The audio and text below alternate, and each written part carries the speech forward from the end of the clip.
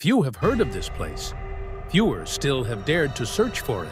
A village hidden beyond twisting woods and narrow paths, where no maps dare mark its existence.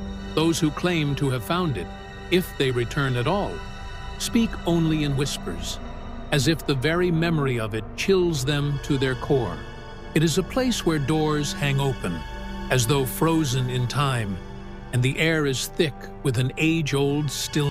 No birdsong, no laughter, not even the sound of leaves rustling in the wind. Just silence. A silence that settles deep, filling every crevice and corner, as if the village itself is holding its breath. Stories say the village has been abandoned for decades, left behind by a people who simply vanished, furniture untouched, meals half-eaten, footprints in the dust that seem to end in mid-step. It's as if they were swallowed by some unseen force, plucked out of existence. But what could drive an entire community to disappear without a trace? And why does the forest seem to close in around it, hiding it from the eyes of the curious? They call it the village that was forgotten, a place where the sun itself seems reluctant to shine, where shadows linger long after dusk, and where every path feels like a dead end. The legends paint a chilling picture. Travelers lost and wandering, a strange pull that draws them deeper, and a faint voice that calls from nowhere. It's almost as if the village has a mind of its own, drawing people in, then holding them, refusing to let them leave. Tonight, we're going to uncover what lies hidden here. We'll follow the stories, piece together the memories, and dig into the history that has long been shrouded in mystery. Stay with us until the end, if you can bear it. For tonight, we'll unlock the secrets of a village that refuses to be forgotten. This is the story of the lost village, the forgotten, where time stands still and the shadows never quite disappear. They say the village was once a thriving community, a small cluster of cottages built around a single ancient well. Farmers tilled the nearby fields, children played along the cobbled paths, and every morning the church bells echoed through the valley. In the beginning, life here was humble but good. People knew each other's names, shared in each other's joys and sorrows, and followed traditions that stretched back for centuries. This was a place of roots, of kinship, and of simple, quiet lives. But then, things began to change. At first, it was just the little things. A mother finding her child's favorite doll sitting outside the house in the morning, though no one had left it there. Cows going dry overnight despite being healthy. The church bell ringing on its own in the dead of night, each chime an uninvited intrusion into sleep. It was unsettling, but the villagers brushed it off as coincidence until it grew harder to ignore. One evening, old Joseph Fisher, the village's blacksmith, wandered into the forest to gather firewood. He'd done it 100 times before, knew every bend and twist of those paths. But this night, he didn't come home. His family searched. Then the neighbors joined, and they scoured the forest by torchlight. When dawn broke, they found him sitting in a clearing, staring blankly at the ground, whispering to himself. His eyes were wide, fixed on something unseen. And though he returned home, he never spoke again. No one could say what he'd seen or heard, but they noticed that, soon after, strange things seemed to creep closer to their doorsteps. Then, the rumors started. Stories spread that the forest had grown watchful, that eyes peered from the shadows at night. Children began seeing figures standing at the edge of the woods, dark forms just beyond the reach of firelight. Whispers floated through the air on windless nights, murmuring in an ancient tongue no one could place. People started locking their doors and drawing their shutters tight. But doors and locks could only do so much. It was as if something was seeping into their lives, something old and silent, pressing down on them with a weight they couldn't shake. It was the night of the harvest festival when everything finally unraveled. The entire village gathered in the square, hoping the celebration would drive away the unease that had gripped them. They drank, they danced, they sang. Anything to push back the dark. But as the night wore on, something strange happened. One by one, the villagers began to fall silent. A hush fell over the square as a chilling wind swept through, carrying with it a smell like damp earth and decay. And then, the singing began. It wasn't the villagers. This was something else. Faint, distant, an eerie chorus that rose from deep within the forest. It was soft, almost melodic, but twisted in a way that sent shivers up their spines. The sound grew louder, closer, like a procession of unseen voices moving toward them. Panic surged through the crowd. Parents clutched their children. Elders muttered prayers. And then, just as quickly as it had begun, the voices stopped. Silence pressed down on the village once more, heavier, colder. And in that silence, people claimed they heard footsteps, slow, deliberate, circling the edge of the village as if something unseen was inspecting them, savoring their fear. The next morning, the village square was empty, save for a few scattered belongings. No one knows exactly what happened, but when traders from nearby towns ventured through days later, they found cottages still stocked with food, beds left unmade, and half-burnt candles on tables, frozen in time. Every soul in the village was gone, vanished without a trace, leaving behind only a sense of something unfinished, something waiting. Local legends say that the village itself was claimed, perhaps, by forces that had lain dormant for centuries.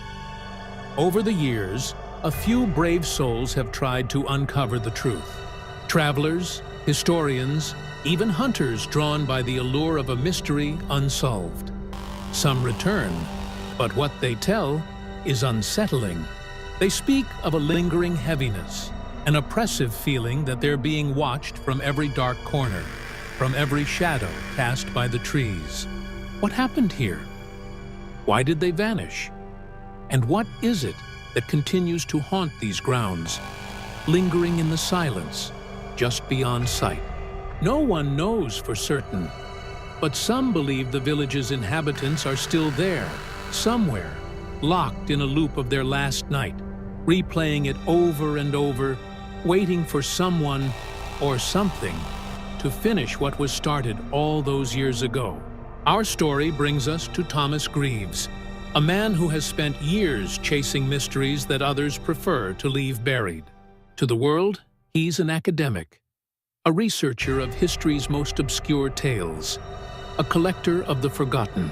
But to those who know him well, he's something more, a seeker, driven by a loss that haunts him. Thomas's grandfather disappeared 50 years ago, one of the last men to venture into the village and never return. His family never spoke of it, the pain wrapped in silence, but Thomas grew up with a gnawing curiosity, a sense that the truth was still out there, lying in wait. And now, after decades of waiting, he's found his way in. Setting out on a damp autumn morning, Thomas begins his journey toward the village. He walks alone, leaving his car on a dirt road miles behind him.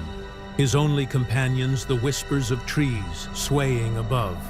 The sky is gray, choked with clouds, casting a dull light that fades with every step he takes deeper into the forest. Strange, he thinks, how the trees seem to close in around him, their branches like fingers reaching to block the path ahead. There's an unnatural chill in the air, the kind that settles into your bones, and he pulls his jacket tighter, pressing on. Hours pass, and the forest grows darker, the light filtered through thickening fog that seems to rise from the ground itself. Shadows move at the edges of his vision. He brushes it off as tricks of the fog, the effects of exhaustion, but a sense of unease settles over him like a weight. The trees groan in the breeze, and every crackling twig feels like a presence trailing behind him. He stops to catch his breath, and in the silence, he hears it. Faint and distant, a low humming sound, almost like a chant, seeping through the stillness. He shakes it off, quickening his pace, and then, at last, he sees it. The village. A cluster of small, stone-built houses sits huddled beneath the skeletal branches of trees. Each roof sags, each window empty, gaping like eyes that have seen too much. The ground is littered with leaves and fallen branches, but somehow it feels as though no one has disturbed this place for centuries. In the center of it all stands the well, its stones worn smooth by time, the mouth yawning open, as if waiting. There's a strange heaviness to the air here, a pressure he can feel deep in his chest, almost as though he's crossed some invisible threshold. He takes a step forward, then another, the silence swallowing each footfall as if the very earth is listening. He walks slowly through the village, absorbing every detail. The windows, the doors, all open, as if in welcome, or perhaps a warning. Inside each house, he finds relics of another time. A broken chair, a tarnished mirror, an old woolen coat hanging on a door. They all seem frozen, left behind mid-moment. A teacup on a table, untouched, still half full with water gone stagnant. An old photograph, black and white, of a family staring back at him with solemn faces, their eyes averted just enough that he can't quite see them. There's something unsettling in this stillness, a sense that he's intruding on something sacred or cursed. And then the strange things begin. At first, it's a whisper, barely audible, as if carried on the edge of a breath. He pauses, turning his head, trying to locate it, but there's no one there. The sound fades, and he tells himself it's the wind, nothing more. But then, there's a shadow, just a flicker, moving at the edge of his sight, vanishing the moment he turns. It's followed by another, a glimpse of something, a figure just beyond the trees. He feels a chill prickle up his spine, and a thought he can't quite shake settles in his mind. I'm being watched. He tries to ignore it, continuing his search. But the longer he stays, the more the village seems to come alive in strange ways.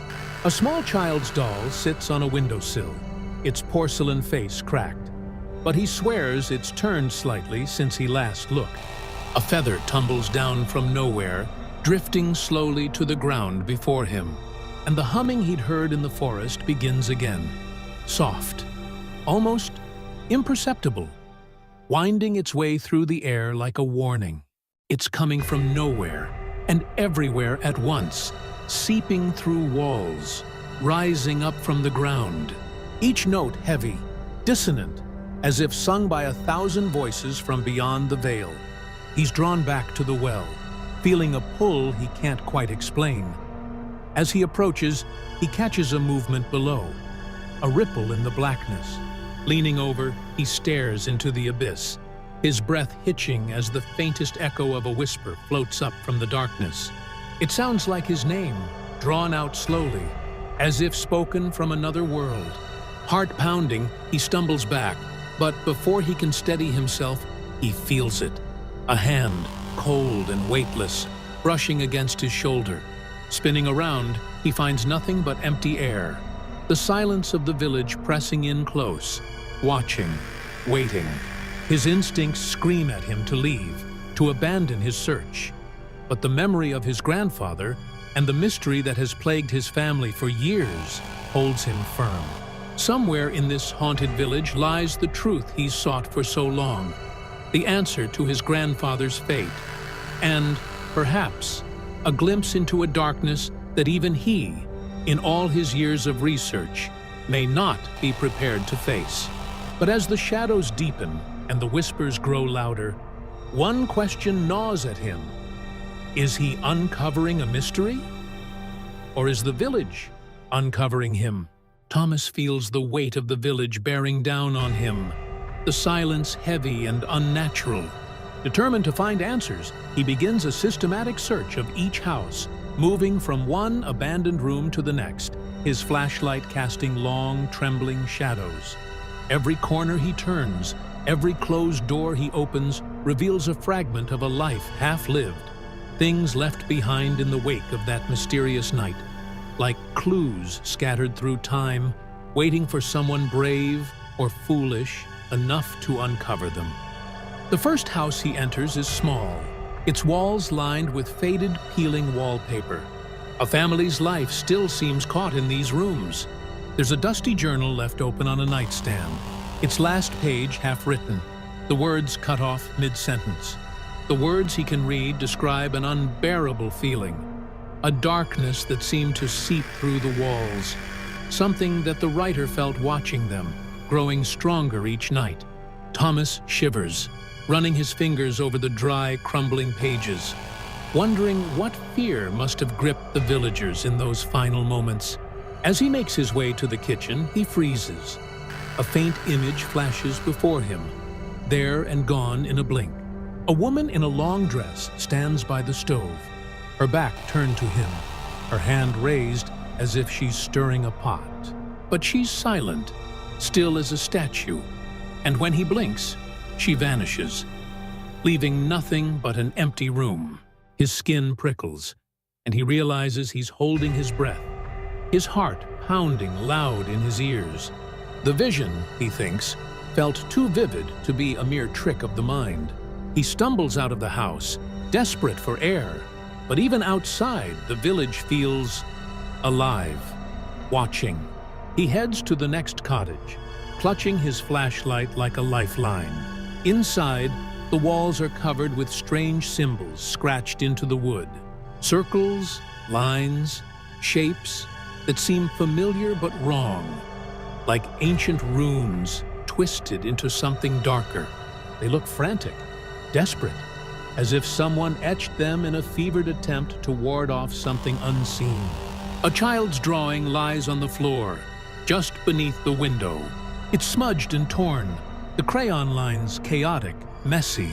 A tall figure, long and thin, towers over a group of smaller figures.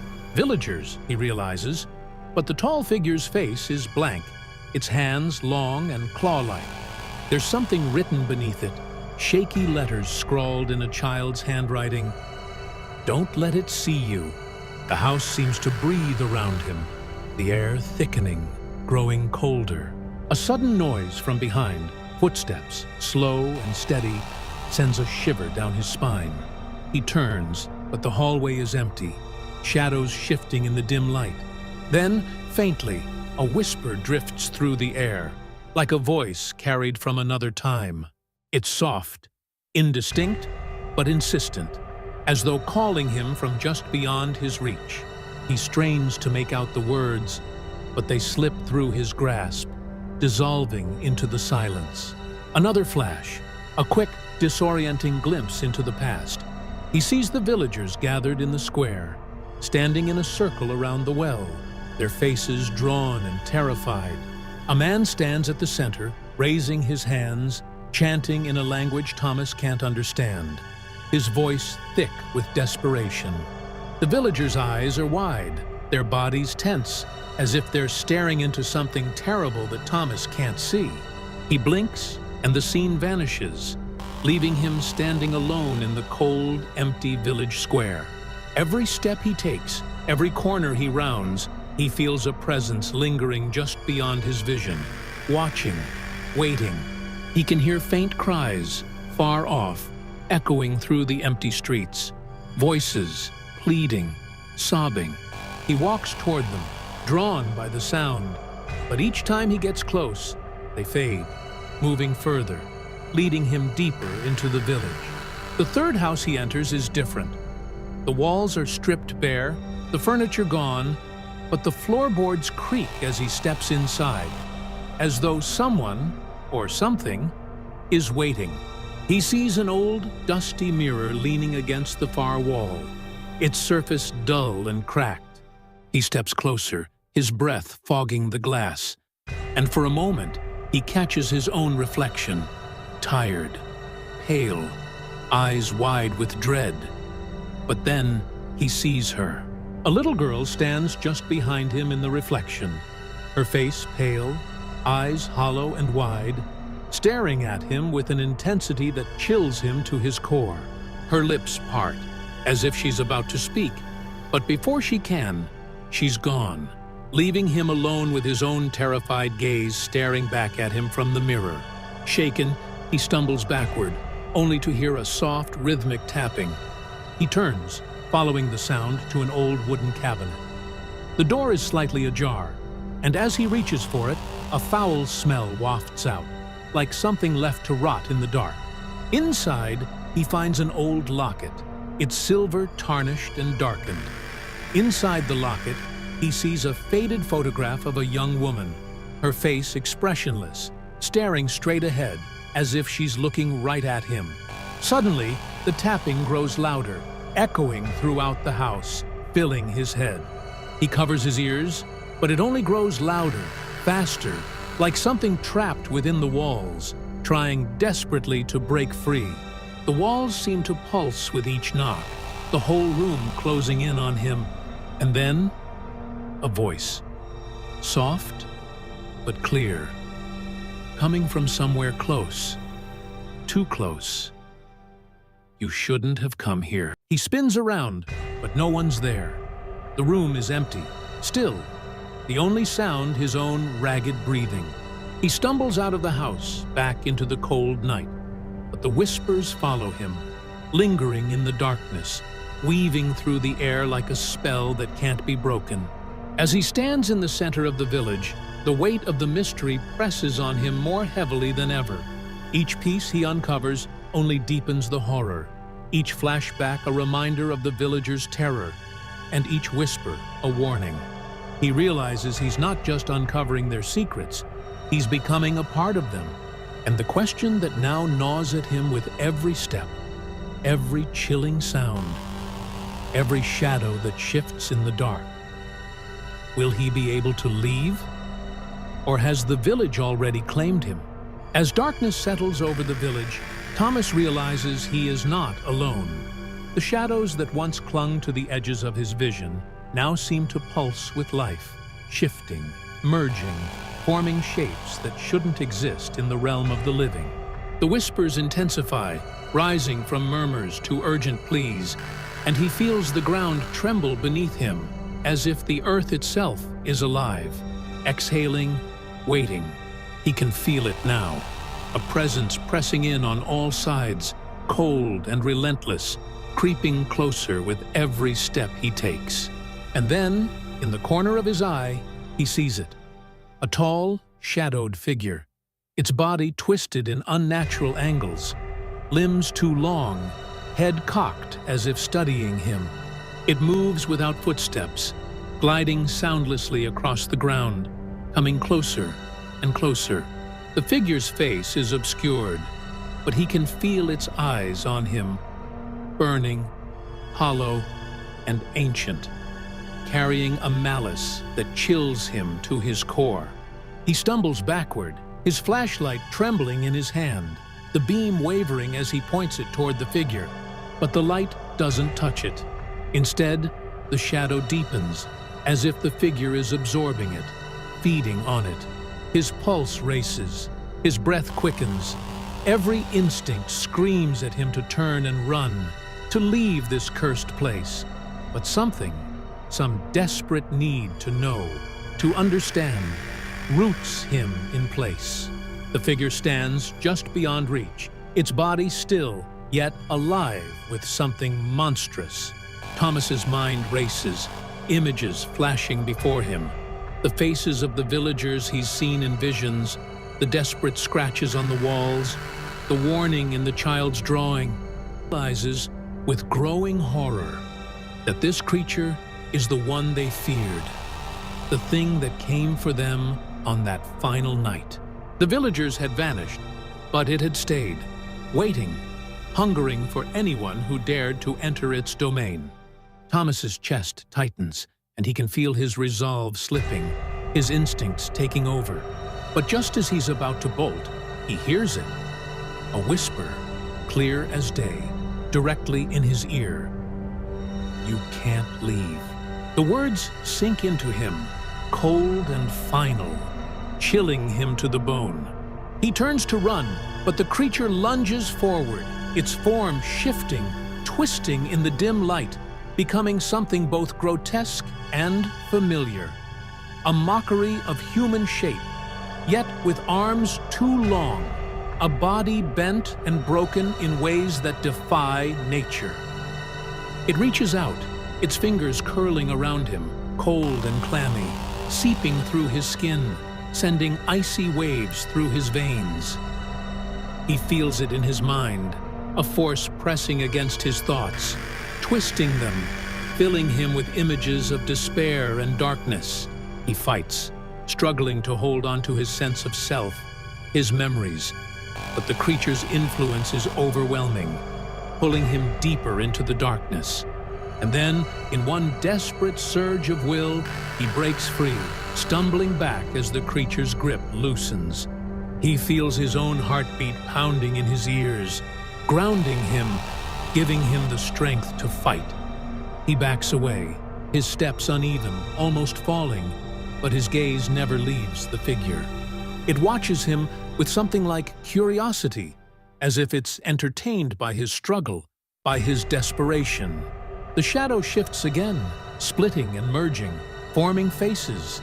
Faces of villagers he's seen in his visions, their eyes pleading, mouths twisted in silent screams. He spins around, running, his breaths ragged, the weight of terror pressing down on him. His flashlight flickers, the battery fading, leaving him nearly blind in the dark. Every sound is amplified, the crunch of leaves, the rush of wind, his own footsteps thundering through the silence. But no matter how fast he runs, the whispers follow, closing in, louder, more frantic, each one begging, warning, pleading. You can't leave. Not now. Not after what you've seen. As he nears the edge of the village, he feels a presence close behind him, closer than before. He doesn't dare look back, his instincts taking over, every fiber of his being focused on escape. He reaches the village square, the well looming in the center like a dark omen.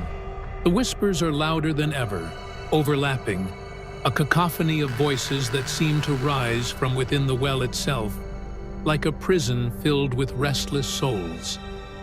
Suddenly the ground shifts beneath him and he stumbles, falling to his knees. The air is thick, almost suffocating, and he feels a cold hand brush against his back, a touch so light yet so horrifying that it sends a jolt through his entire body. He scrambles to his feet, barely able to see through the darkness, but he can sense it, the creature standing just a breath away, reaching out, hungering for him. Summoning every last ounce of strength, he pushes forward, tearing himself free from the grip of the village's darkness. His heart hammers in his chest as he stumbles into the forest, the whispers fading, the presence slipping away as he breaks free from the boundary of the cursed village. He runs until his legs give out, collapsing on the forest floor, gasping for air, the silence settling around him once more. His body shakes with the lingering terror, his mind racing with images of the creature, of the village's secrets, of the souls that remain trapped there, bound to that haunted place. For a moment, he dares to look back, but the village is gone, hidden behind a veil of fog, as though it never existed at all. And as he lies there, panting, he realizes something. He may have escaped the village, but its secrets, the horrors he witnessed, he doesn't yet know if he's free, or if he's only just begun to uncover the true depths of the darkness that has claimed him. After escaping the village's immediate grip, Thomas finds a temporary refuge in an abandoned shack just outside the village boundaries. The pieces of the mystery begin to fit together in a way that fills him with a deeper, more insidious dread. He unrolls the old journal he found earlier, the one with hastily scrawled warnings and half-completed sentences, and pores over its faded words. There's something he missed in his first reading. A recurring phrase, the offering. It appears again and again with references to rituals, names of families long forgotten, and descriptions of strange gatherings at the village square on the last night anyone saw the villagers alive. Thomas realizes that what happened here wasn't random. It was intentional. The village had been part of an ancient pact, its people forced to uphold a dark ritual every generation. To sustain their lives and protect the village from the one in the shadows, a sacrifice was demanded. One person given to the darkness to prevent it from consuming them all. He flips through the pages, his hands trembling, as he realizes the horrifying truth. The ritual was intended to bind a malevolent entity, a darkness older than memory itself, to that well at the village's center. His pulse quickens as he reads further. The villagers had upheld this pact for centuries, each family taking their turn, giving up one of their own as the offering. But something went wrong on that final night. The chosen sacrifice resisted, refused to fulfill their role. In their defiance, the pact was broken, and the darkness unleashed. One by one, the villagers vanished, taken by the entity they had once kept at bay, their souls bound to the shadows, unable to find peace. Thomas feels a chill as he realizes his presence has disturbed whatever slumber this ancient evil had fallen into after consuming the village. The entity was never truly bound. It was merely dormant, waiting for someone, anyone, to cross its path and reawaken it. A faint scratching sound draws his attention, and he freezes, his eyes darting toward the door. There, scrawled in fresh, jagged letters on the wood, is a message that wasn't there before.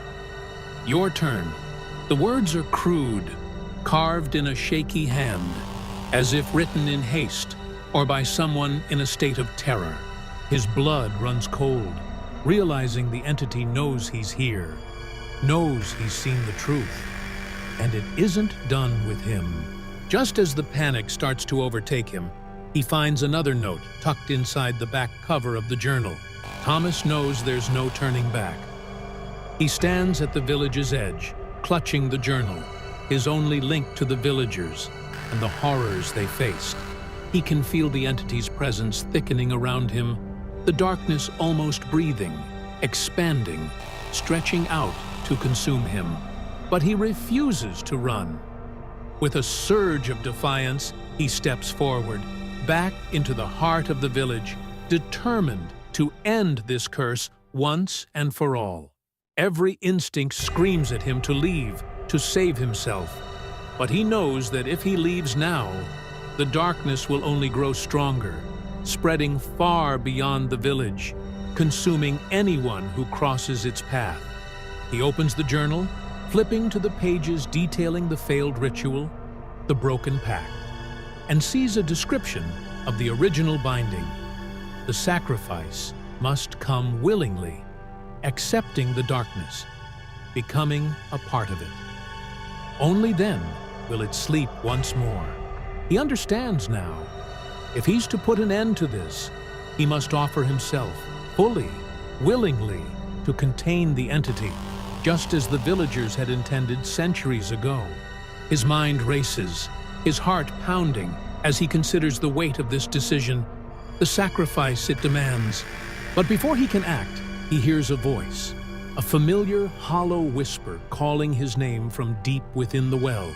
It's Alice, her voice laced with sorrow and warning. Don't do it. It will never be enough.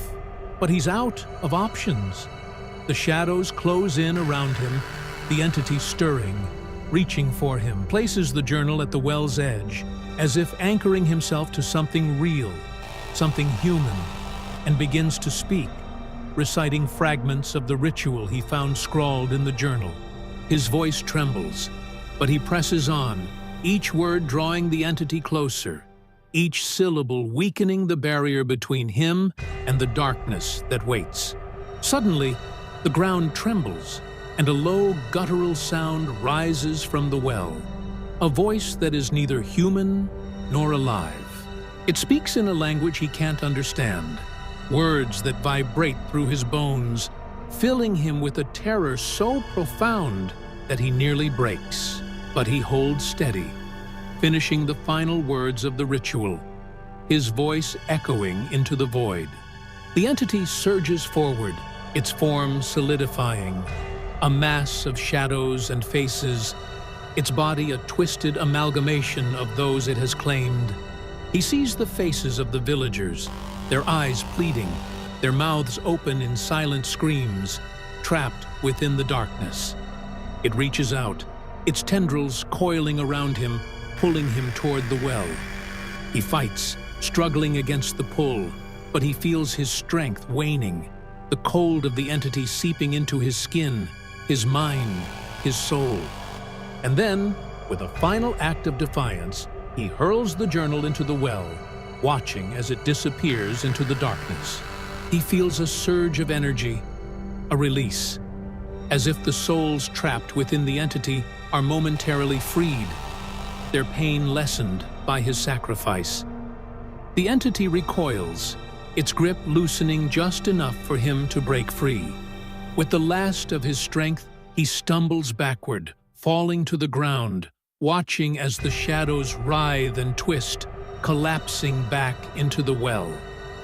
The air is still, the silence thick, as if the village itself is holding its breath. For a moment, he believes it's over, that he's broken the curse, contained the darkness. But as he stands to leave, he notices something at the well's edge. A single page torn from the journal, drifting on the wind. He picks it up, his heart sinking as he reads the words scrawled in shaky handwriting. The darkness never truly sleeps. It waits, watches for the next to come. He realizes with a cold dread that the entity is only contained, its hunger momentarily sated. It's still there, bound to the well, waiting for the next unfortunate soul to stumble upon it, to awaken it once more. And in that moment, he understands that his own life, his escape, has come at a cost. A temporary peace bought with an uncertain future. As he steps away from the village, he leaves the page behind, a warning to anyone who might come after him, a silent plea for caution. The village is quiet now, shrouded in mist, the shadows lingering just out of sight, as if some stories are best left untold, some places best left unseen. We've ventured into the hollow heart of a village forsaken by time, where darkness lingers just out of sight, a shadow waiting to consume any soul who dares to disturb it. Perhaps Thomas's tale is a warning, a reminder that some mysteries should remain buried. But for every secret hidden away, there's always someone drawn to the unknown, compelled to unravel what should stay forgotten. And so the village remains, nestled deep within the forest, untouched by light or memory, its secrets concealed. For now. But as the years pass and stories fade, there will be others who come, who feel its pull. The curse may sleep, but it never truly dies. In the end, it only takes one curious soul to awaken it once